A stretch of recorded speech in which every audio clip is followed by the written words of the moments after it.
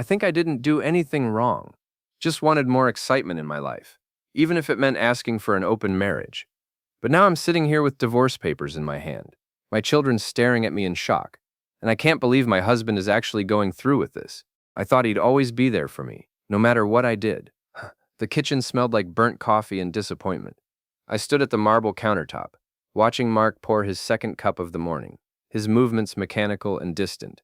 At 40, my husband had settled into a routine that made me feel suffocated. Same job, same conversations, same predictable life stretching endlessly ahead. Mark, we need to talk, I said, my voice cutting through the morning silence. He looked up from his newspaper, those tired brown eyes meeting mine. What about I sold? I took a deep breath, knowing this conversation would change everything. I've been thinking about us, about our marriage. Don't you think we've gotten stagnant?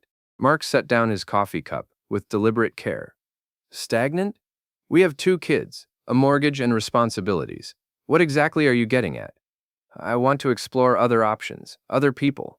The words tumbled out faster than I'd planned. It's called an open marriage, Mark. Lots of couples are doing it these days. It's modern, it's healthy, and it could save our relationship. The silence that followed was deafening. Mark's face went through a series of expressions: confusion, disbelief, then something that looked like physical pain. You want to sleep with other people, he said flatly. It's not just about sex. It's about growth, about experiencing life fully. We married young, Mark. Don't you ever wonder what else is out there? No, I sold. I don't. His voice was steady, but I could see his hands trembling slightly. I made vows to you. I meant them. Vows from 20 years ago. People change, Mark. Needs change. This isn't about you not being enough. It's about me needing more. Mark stood up abruptly, his chair scraping against the tile floor.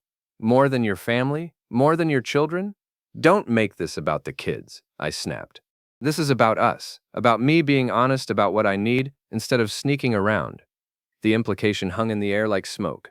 Mark's eyes widened, and I realized I'd said too much. Sneaking around? His voice was barely a whisper. I sold. Have you already? I haven't done anything wrong, I said quickly. I'm trying to do this the right way, the honest way. I'm asking for your permission. My permission to destroy our marriage? Your permission to save it. Mark, be reasonable. This is normal now. It's 2024, not 1950. Monogamy is an outdated concept that... Stop! Mark held up his hand. Just stop talking. He walked to the window, staring out at our backyard, where we'd hosted countless barbecues, where our kids had taken their first steps, where we'd planned to grow old together. 20 years, he said quietly. 20 years I've loved you, supported you, built a life with you, and you think so little of that, of us, that you want to throw it away for some excitement? I'm not throwing anything away. I'm trying to add to what we have. Mark turned around, and I was shocked by the coldness in his eyes. By sleeping with other men. It doesn't have to be just me. You could. No. The word came out like a gunshot. Absolutely not. I won't share my wife, and I sure as hell won't participate in whatever this is you're proposing. You're being old-fashioned, Mark. Possessive. Love isn't about ownership. This isn't love, I sold. This is you being selfish and trying to dress it up as something noble. I felt my temper flare. Selfish? For being honest about my needs? For trying to communicate instead of just what? Cheating? Because that's what this is really about, isn't it? You've already found someone, and now you want my blessing to sleep with him. Niaz, the accuracy of his accusation made me defensive. It's not like that. And then what is it like? Explain it to me, I sold. Make me understand how destroying our family is somehow the right thing to do. And before I could answer, 17-year-old Zara walked into the kitchen, her dark hair messy from sleep. She stopped short, sensing the tension. What's going on? She asked, looking between us. Nothing, sweetheart, I said quickly. Just a discussion. But Zara was too smart, too perceptive. She'd inherited Mark's ability to read people, and I could see her taking in Mark's rigid posture, my defensive stance, the charged atmosphere between us. Doesn't sound like nothing, she said carefully. Mark grabbed his keys from the counter. I'm going for a drive. Mark, wait! But he was already walking toward the garage, leaving me standing in the kitchen with our daughter's questioning eyes on me. Mom, what did you do? Zara asked quietly. I didn't do anything wrong, I insisted.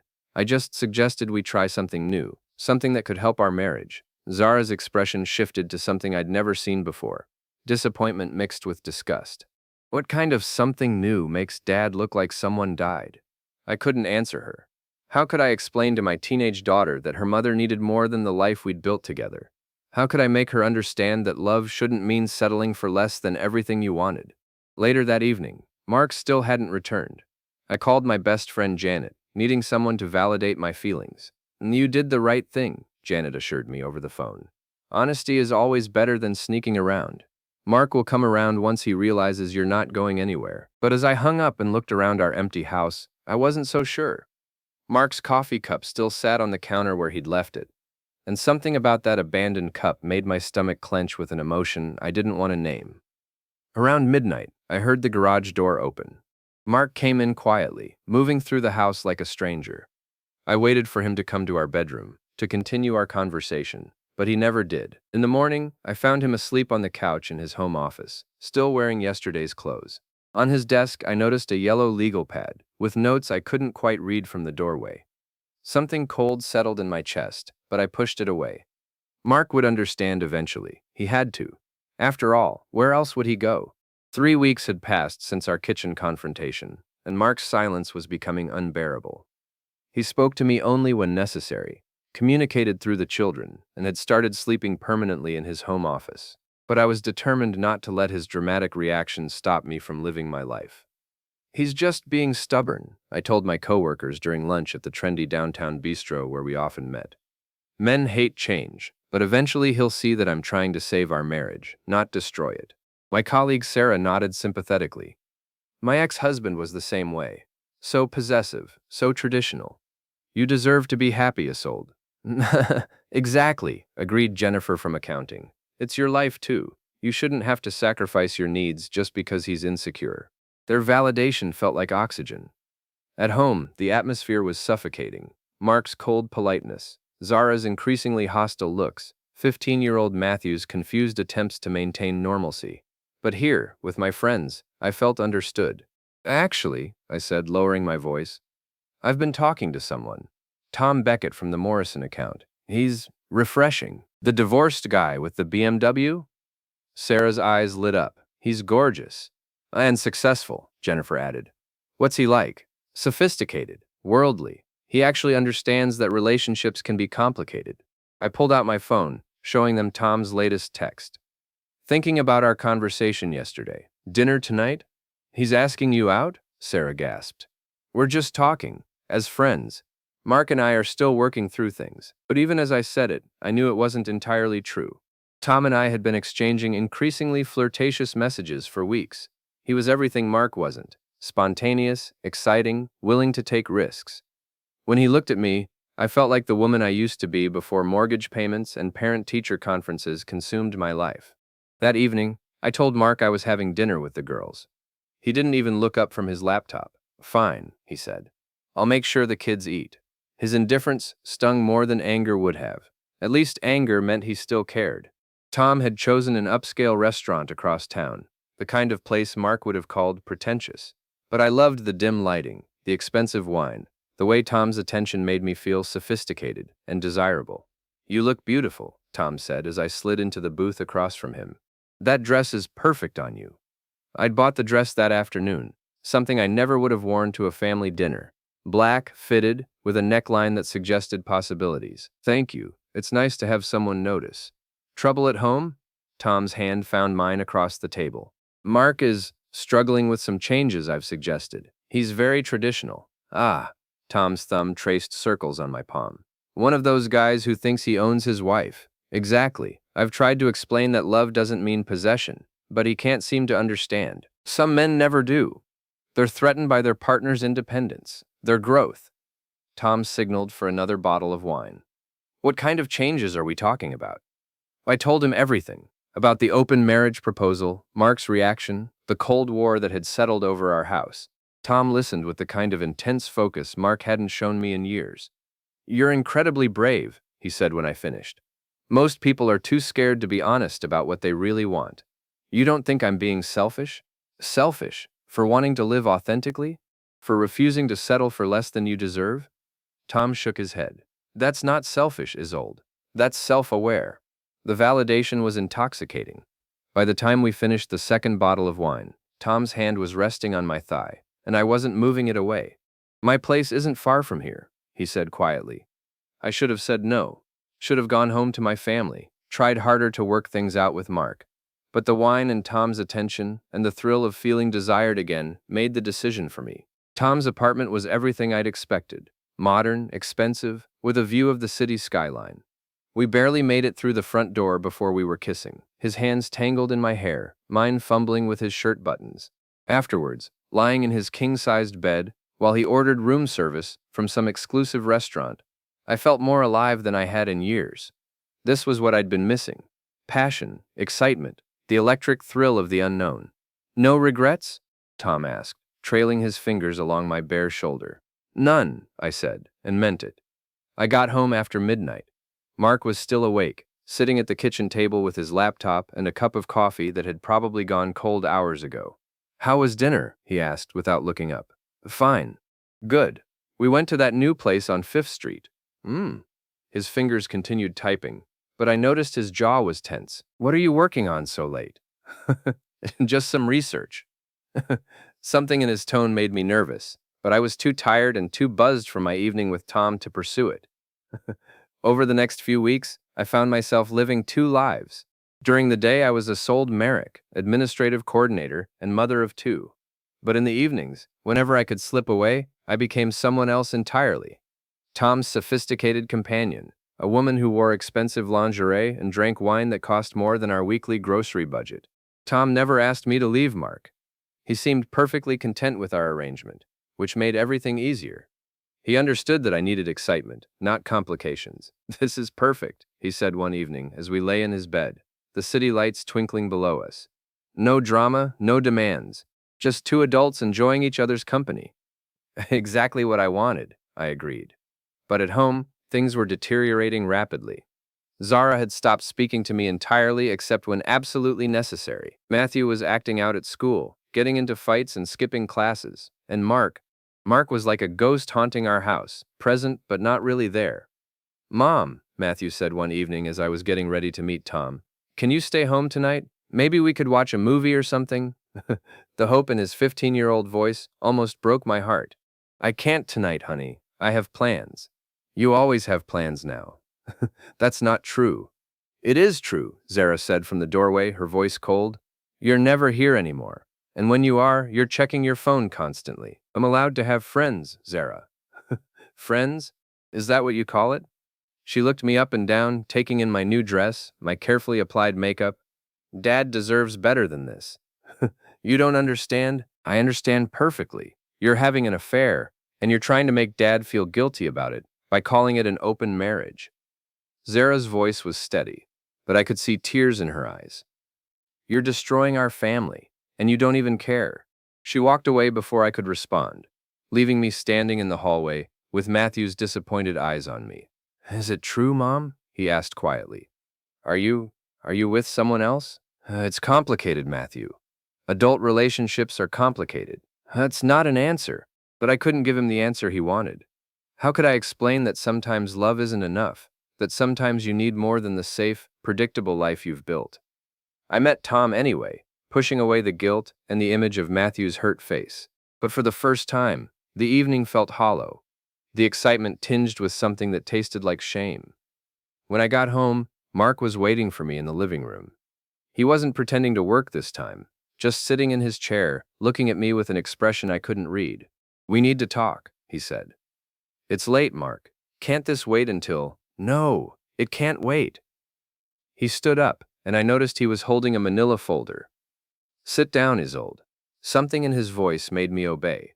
Mark had never spoken to me with that tone before, calm, controlled, but with an undercurrent of steel that made my blood run cold.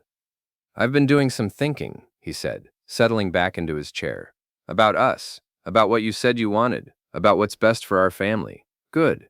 I'm glad you're finally ready to discuss this rationally." "Oh, I'm being very rational." Mark opened the folder and pulled out several sheets of paper. "I've made some decisions." He handed me the first sheet. It was a printout of text messages, my text messages with Tom. My stomach dropped as I read my own words. "Can't wait to see you tonight. Mark is working late again, so we have plenty of time. How did you? Your phone backs up to the family iCloud account. Did you forget? Mark's voice was still eerily calm. There's more. The next sheet was a bank statement, highlighting charges to restaurants I'd never been to with Mark, hotels I'd never stayed at with my family, purchases at lingerie stores during my lunch breaks. Mark, I can explain. Can you? Can you explain this?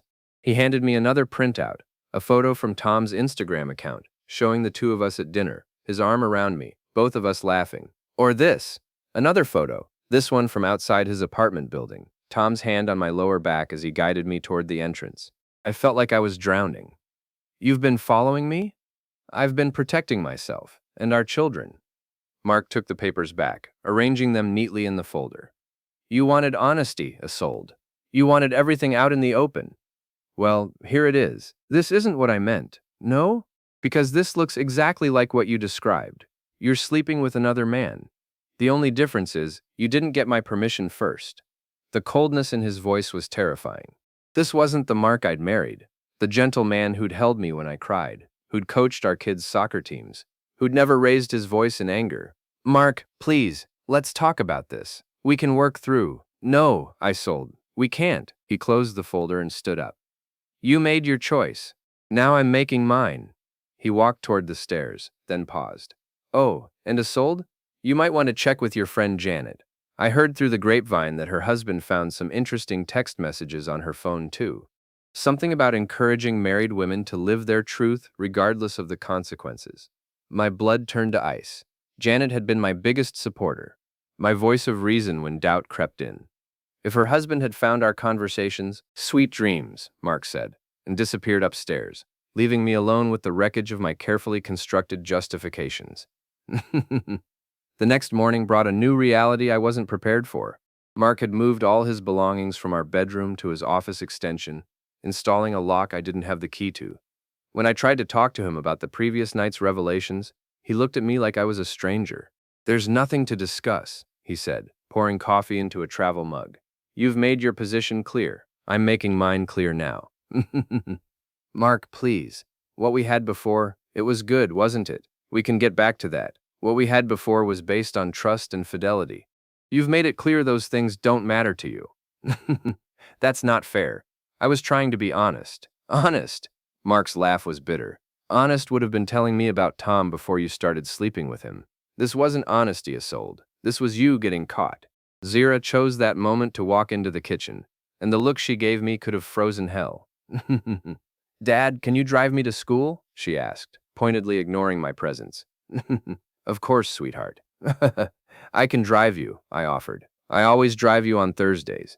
I'd rather walk, Zara said coldly. Mark put his hand on her shoulder. I'll drive you. Go get your backpack. After Zara left the room, I tried once more. You're turning her against me. I'm not turning anyone against anyone. Your actions speak for themselves. My actions? I fell in love, Mark. I'm sorry if that threatens you. But love isn't something you can control or contain. Mark stared at me for a long moment. You think you love him? Yes, I think I do. Then there's really nothing left to discuss. He left with Zara, and I was alone with the crushing silence of our house. I tried calling Janet for support, but her phone went straight to voicemail. When I called her office, her assistant said she was taking some personal time. The isolation was suffocating. Even my coworkers seemed different when I arrived at the office. Conversations stopped when I entered rooms, and the lunch invitations had dried up. Word was spreading, apparently. I texted Tom. Can we meet tonight? I need to talk to someone who understands. His response was quick. Sorry, busy tonight. Rain check? For the first time since our affair began, Tom wasn't available when I needed him. The rejection stung more than it should have. That evening, I tried to establish some normalcy by cooking dinner for the family. Mark came home at his usual time, but instead of joining us at the table, he made himself a plate and took it to his office. Dad always eats with us, Matthew said, looking confused. Dad is being dramatic, I said, trying to keep my voice light. He'll get over it. But Zara wasn't having it. Dad isn't being dramatic, Mom. Dad is being smart. Zara, no. I'm done pretending this is okay. My 17-year-old daughter stood up, her dinner barely touched. You cheated on Dad. You lied to all of us. And now you're trying to make him look like the bad guy because he won't pretend it didn't happen. It's not that simple. It is that simple. You broke our family. Own it. She stormed out, leaving Matthew and me at the table. My son looked between the door where his sister had disappeared and me, his face a mask of confusion and hurt. Mom, why is everyone so angry? How could I explain adult relationships to a 15-year-old? How could I make him understand that sometimes you need more than what you have, even when what you have is supposed to be enough? Sometimes grown-ups make mistakes, I said carefully. Sometimes they want different things. Did you make a mistake? The question hung in the air between us.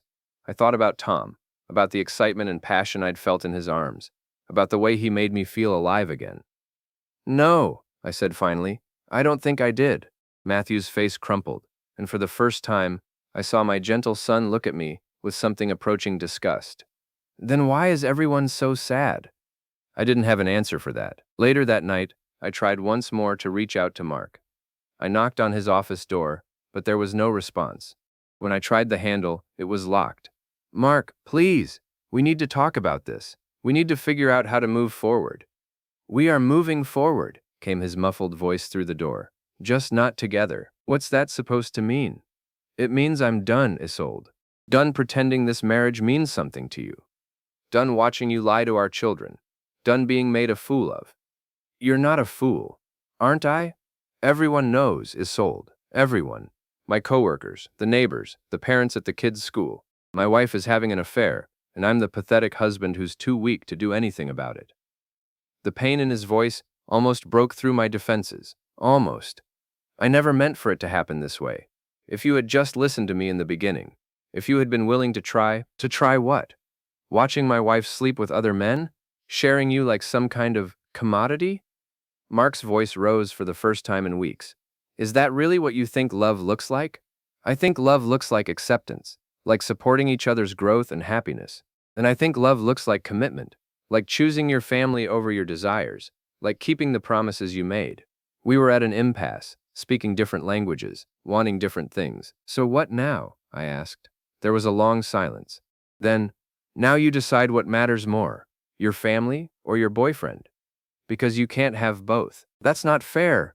You're making me choose between... You already chose, Isolde. You chose the moment you started sleeping with him. I'm just asking you to be honest about it. I walked away from his door feeling more alone than I ever had in my life. The house that had once been filled with laughter and family dinners now felt like a mausoleum, haunted by the ghost of what we used to be. I tried calling Tom again, needing his reassurance, his perspective on the situation. This time he answered, "Hey, beautiful. Miss me? Tom, I need to see you. Things at home are complicated." There was a pause. How complicated? Mark found out. About us. He has photos, text messages, everything. Another pause. Longer this time. That's unfortunate. Unfortunate. Tom, he's talking about ending our marriage. He's turned the kids against me. I need you right now. Isolde, I care about you, but I'm not looking for drama. We agreed this would be simple, fun, no complications. This isn't my fault. I tried to handle it the right way. Look, maybe we should cool things off for a while. Let the dust settle. The line went dead, leaving me staring at my phone in disbelief. Tom, the man I'd risked everything for, was abandoning me the moment things got difficult. I sank onto the couch, finally allowing myself to feel the full weight of what I'd lost. Mark's love, my children's respect, my friends' support, and now even Tom's attention. The excitement and passion I'd been chasing suddenly felt hollow, meaningless, but it was too late for regrets. The damage was done, and Mark had made it clear there was no going back. In the distance, I heard the sound of Mark's printer running late into the night, and something told me he wasn't working on office projects. The school's annual spring fundraiser had always been one of our family traditions. Mark and I would dress up, bid on silent auction items we didn't need, and pretend to enjoy small talk with other parents while the kids performed in the talent show. This year, I'd considered skipping it, but that would have been admitting defeat. I chose my outfit carefully. A navy dress that was elegant but not too flashy, pearls that suggested respectability. If people were going to talk about me, at least they'd see that I wasn't falling apart. Mark arrived separately, which didn't go unnoticed. I watched him from across the gymnasium. noting how several parents approached him with sympathetic expressions and meaningful glances in my direction. Emily Harris, his childhood friend who'd recently moved back to town, seemed particularly attentive, her hand resting on his arm as they talked. Isold. The voice belonged to Patricia Morrison, the PTA president and neighborhood busybody. How lovely to see you. How are you holding up? The phrasing was deliberate, loaded with false concern and genuine curiosity. I'm fine, Patricia. Why wouldn't I be? Oh, well, you know how people talk. I just want you to know that if you need anything, someone to talk to, a recommendation for a good therapist, I'm here. The condescension was breathtaking. I don't need therapy, Patricia. But thank you for your concern. Of course, of course. It's just that divorce is so hard on everyone involved, especially the children. Who said anything about divorce? Patricia's eyes widened with fake surprise. Oh, I just assumed.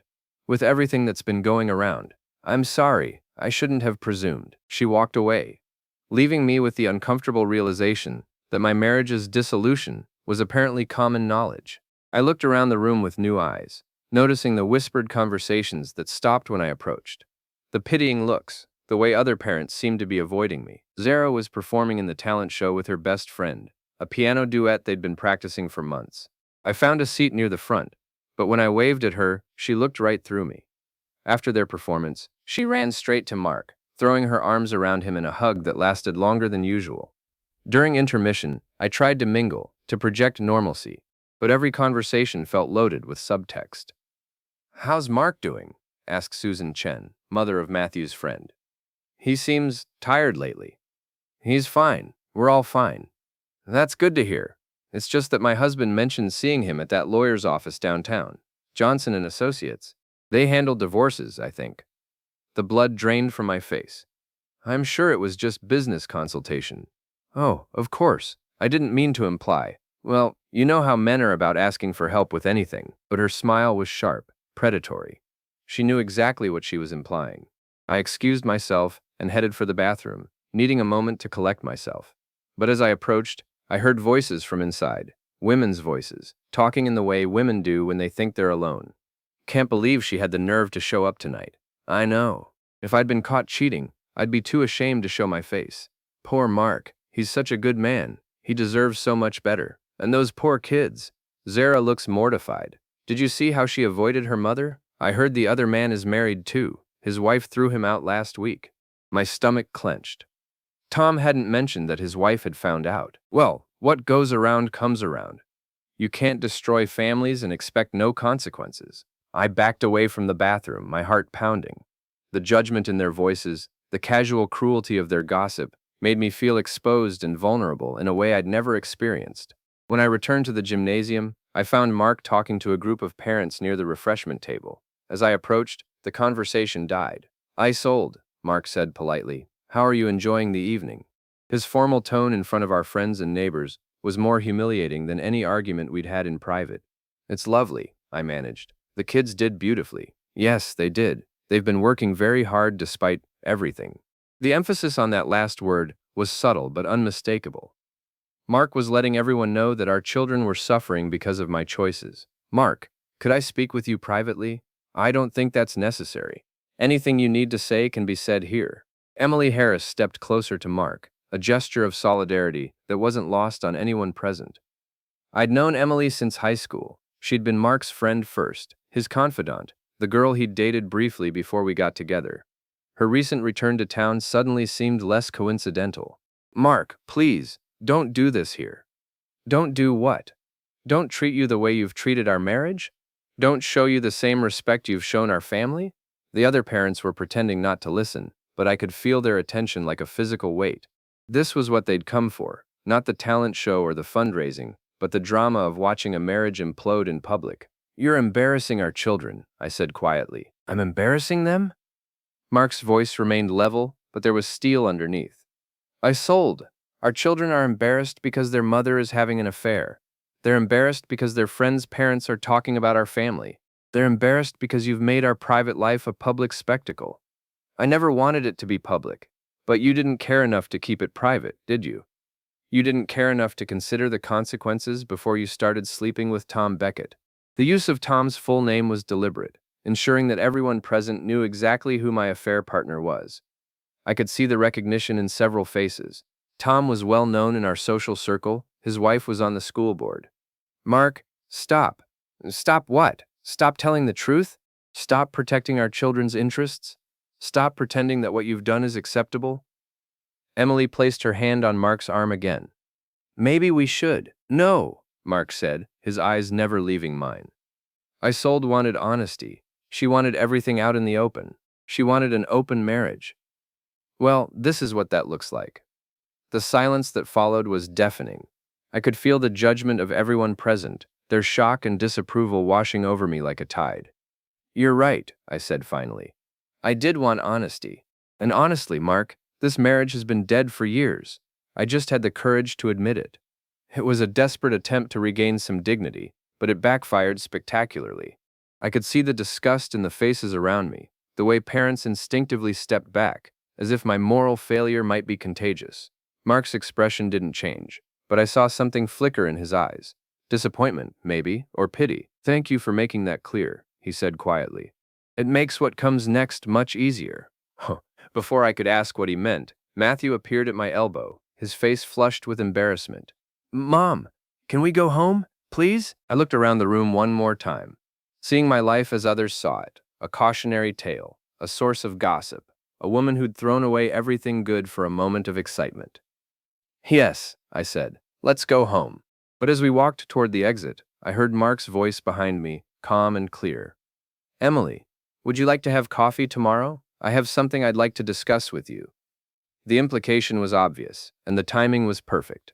Mark wasn't just moving on. He was doing it publicly, with a woman everyone respected, making it clear that he was the wronged party, seeking solace with an old friend. I drove home in silence, Matthew staring out the window beside me. When we pulled into our driveway, he finally spoke. Mom, why did you do it? Why did you hurt Dad like that? It's complicated, Matthew. No, it's not. His voice was quiet but firm. You chose someone else over us. That's not complicated. That's just mean. He got out of the car and walked into the house, leaving me sitting alone in the driveway, finally understanding that I hadn't just lost my husband, I'd lost my children too. The next morning, I woke to find Mark's car already gone, and a manila envelope on the kitchen counter with my name on it. Inside were divorce papers and a note in Mark's careful handwriting. I'm sorry it came to this, but you've made it clear that our family isn't enough for you. The children deserve better, so do I. At the bottom, in smaller text, my attorney will be in touch.